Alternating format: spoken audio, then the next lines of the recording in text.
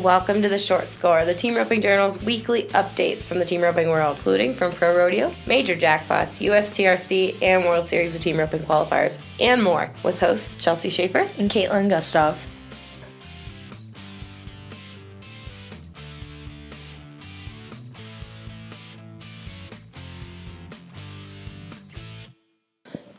Hey everybody, welcome to the Short Score, the Team Roping Journal's news podcast that comes out weekly. This is Chelsea Shaffer. And Kaitlin Gustave. And we've got some news. Big news. Big news? Kind of big news. I mean, it's great news. Yeah. Lots of great news. We've got lots of great news, actually. So, first and foremost, on this episode, you're going to get to hear from Adam Rose here in a little bit. Adam Rose and Jed Hillman just won Fort Worth. We couldn't be more excited for Adam Rose because he's just kind of been chipping away at him for a long time. And Jed Hillman hasn't really been rodeoing, so it was cool to see those guys kick butt at one of these cool old rodeos.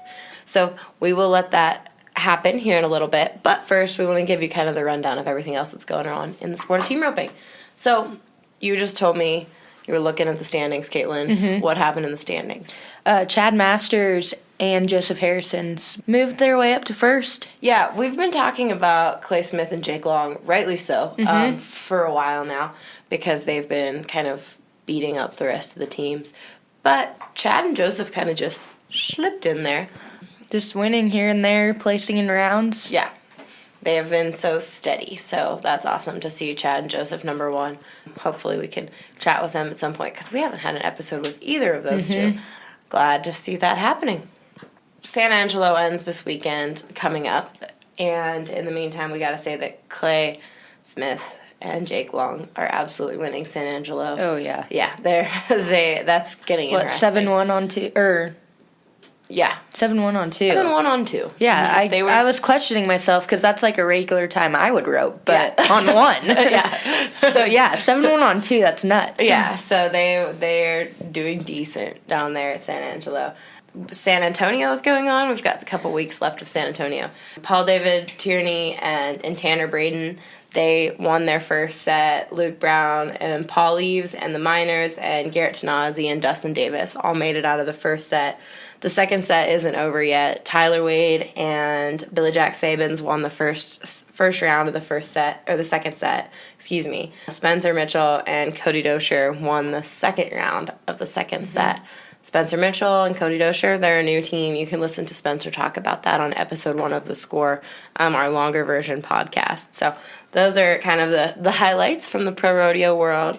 Moving on into other realms, the American Cowboy 10, the payout is now over $700,000. $709,000, Denny says. So that's super exciting. They've had just about all of the matches to kind of whittle the teams down that are going to go to the NRS, kind of the playoffs there in Texas. So that's exciting. Can't wait to see that. Glad you're going to go, Kaitlin. It's going to be exciting. It's going to be fun. It's going to be very fun. And then in other news, the Timed Event Championships, the Cinch Timed Event Championships, are coming up in a couple weeks. The week after you go to Arlington, I'm going to go to Guthrie to go watch the timed event. And I heard there was a change in contestants. Daniel Green is bowing out this year. He's got some family stuff going on. So Trell Etbauer, so I don't know where, I'm going to try to get a hold of Trell this week and do a story about this roan horse that he's ridden at the timed event every year. It's this super sweet horse. He heads on it, heels on it, bulldogs on it. Wow. And yeah, it's a stud, and it's this little short, stocky roan stud that's super cool. So I don't know if that horse is going to be back. We're going to find that out there because that is a really fun horse, and I can't wait to talk about it. So don't forget to get your tickets for the timed event. I want to see everybody there with us. It's such a cool event. There's absolutely nothing else like the timed event. Plus, there's the Junior Ironman that's going to happen, too. And so if you are kind of looking for things to do in March, the weather might be crappy wherever you are, it's going to be awesome at the Lazy E. There's truck wagon food. There's so much going on. We can't wait to see you there. All right. Now, before we go, like I said, I have got Adam Rose for you to listen to. He's going to talk about him and Jeff Hillman's partnership and what this win meant for his career. There's so much cool stuff in this interview. I can't wait for you to listen to it. Thanks, everybody. Hello. Hey, Adam. It's Chelsea. How are you? I'm doing great. Yourself? I am great. I'm excited for you. I was so happy to see you win. I was too. That was a lot of fun, huh? Yeah, it was great. Good deal. Great. Where does that rank on your list of big wins? Where does that fall? Man, that's gotta be one of the top ones right there. I mean, Fort Worth's such an iconic rodeo. I mean, just been around forever. It's pretty cool to win it. And those buckles are sweet too. You get to wear one of those. They are sweet. My wife. Yesterday, she's like, "You're gonna wear it?" And I'm like, "Absolutely gonna wear it." Yeah, it's like a good working buckle because it's so little and yeah, I like it. Yeah. I like it. All right, so tell me about it now. First steer, second steer. Give me the kind of the rundown. First steer, second steer, third steer. Okay, first steer. This story almost told me they're littler. They were supposed to be a little bit better. Mm-hmm. And our first steer wasn't as huge, and I got a pretty good start, and just completed the pattern on the first one. Jet had bought that heel horse that day. Got her at 2:00 that afternoon. That was the first place he'd ever rode her. What? Oh my goodness. Yeah. So we tried her. He tried her over at Odessa. We ran 7 or 8 steers that day, and so he picked her up at 2:00 the day before the first steer over there at Fort Worth. So it was our first rodeo run on her. And then our second steer. Our second steer was good. I didn't think he was just great, but I thought he was a good steer. Blake Sherrod running the first time. He'd been a little bit to the right, but he was a smaller steer, kind of another one I picked. Mm-hmm. And I got a great start, maybe a little bit nervous. I thought I might have left a little early. Got a great start, and Jet heeled him super fast. And then our third steer. You went in. You were second callback? What? Second callback, Second callback, we were okay. high team back. Mm-hmm. And our third steer was actually a steer that came out of our set. It was a steer that paced free to run in our set. And I thought that steer was stronger. They were 8-1 and 5 flat on him in our set. I thought the steer was a little bit stronger. And when we went, I would just make sure we just completed the pattern and just see how it turned out. We're going to try not to beat ourselves. Mm-hmm. And it all worked out. Now, what head horse are you riding these days? I'm still riding Alice. You are? I'm riding for 11 years. Alice the Gelding. Alice the Gelding. Alice the Gelding. He's 16 this year, and I think is as good or better than he's ever been. Really? Wow. Yep. That's awesome. Is he? What is so great about Alice? We've talked about Alice a lot before.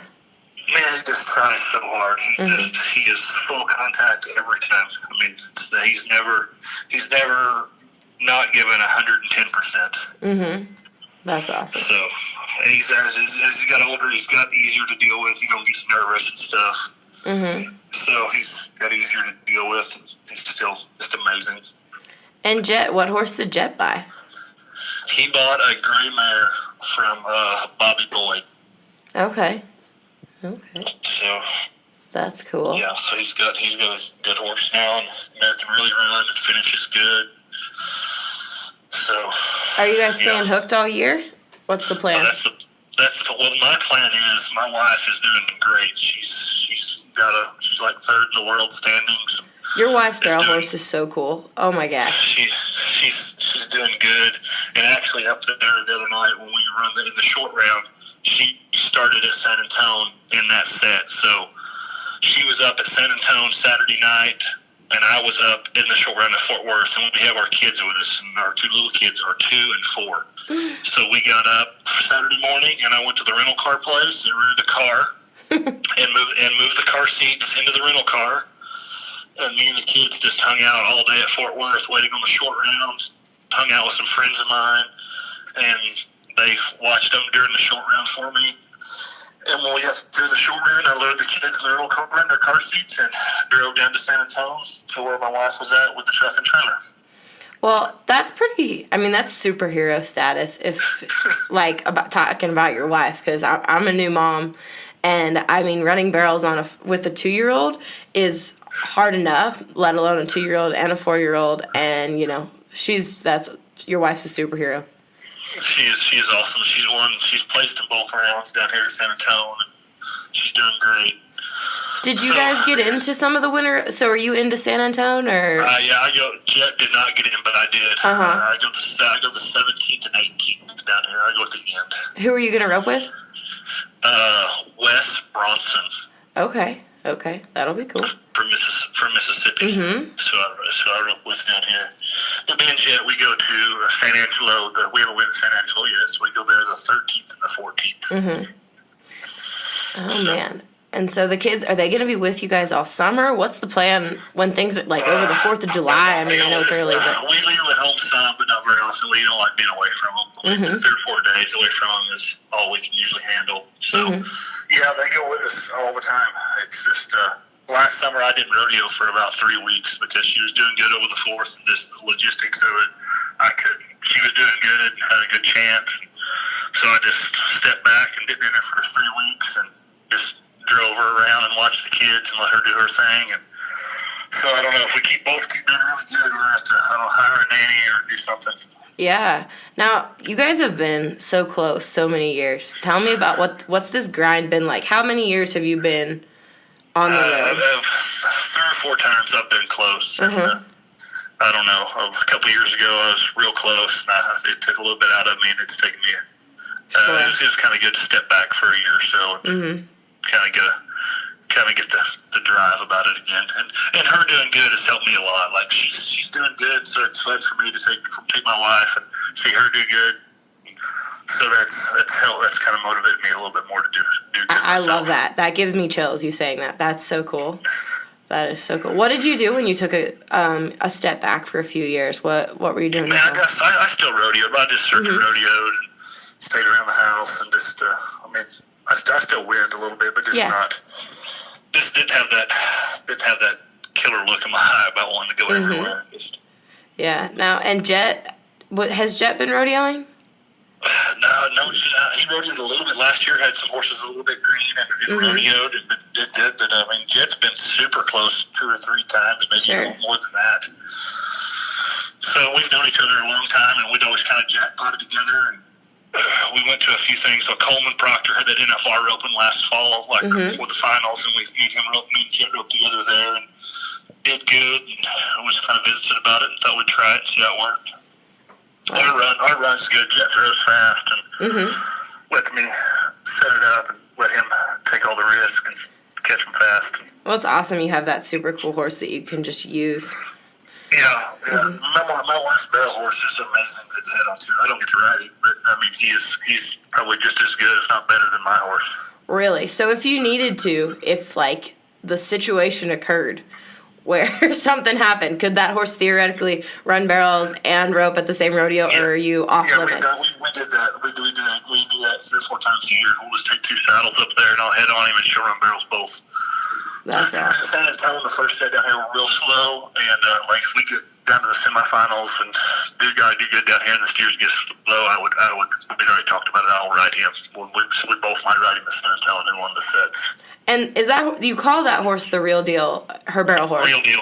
Real Deal. That's his registered name. Our Murata's Real Deal. And how is Real Deal bred? He is by son of Murata's Money Talks that actually my dad owns.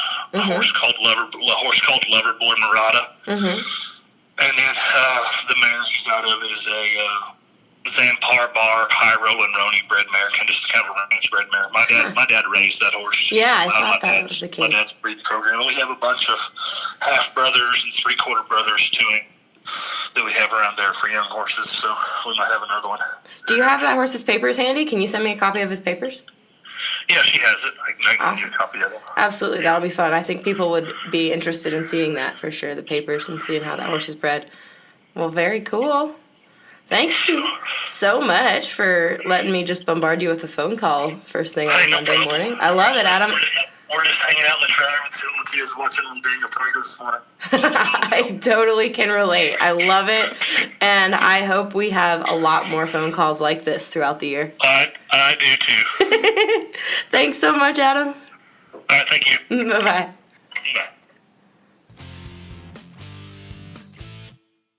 All right, everybody. Thanks so much. Kaitlin, thanks for getting the news together for us. Anytime. That's what I'm here for. All right, everybody. Have a great week.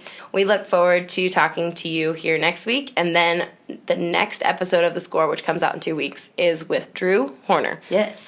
So I can't wait for y'all to listen to that. He's one of my favorite guys that's been kind of ducked off the rodeo trail. So looking forward to y'all listening to that. And then, but before that, you've got to make sure you listen to the Caesar de la Cruz episode that we just released last Thursday. It's a must listen, and I hope you all enjoy it just as much as we did. Thanks, everybody.